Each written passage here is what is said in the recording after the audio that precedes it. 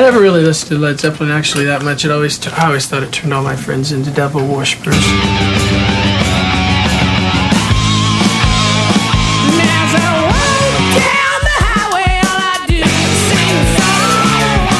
Sadly enough, I mean, they're one of the most abused classic rock bands on the radio because they play their same songs over and over, and they don't give you an overview of their entire body of work, which is immense and great, as everybody knows. I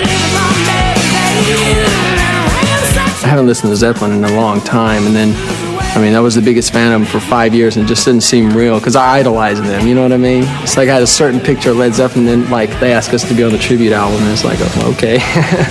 The Led Zeppelin version is very loose. I mean, right now in production and stuff is very, like, sloppy in a lot of ways, but had a magic to it. And we felt like we could shape it a little bit more.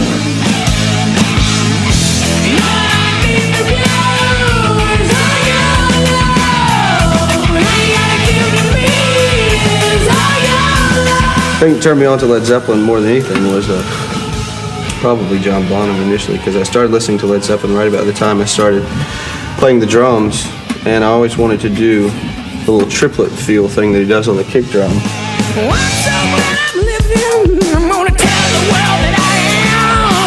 Zeppelin 3 just blew my mind, man. I went from listening to the Bee Gees to hearing Zeppelin 3, and it just opened up a whole world for I did. I've always wanted to butcher a good Zeppelin song.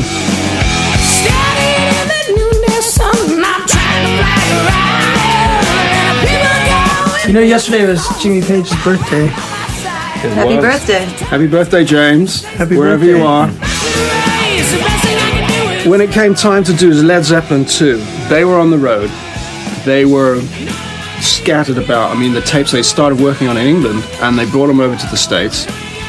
And they asked me to sort of take over the project and finish it up for them. It was only 8-track in those days, so you can imagine, you know, trying to record Led Zeppelin on an 8-track. I mean, I think the records kind of speak for themselves, but we mixed the entire album in 2 days, from start to finish.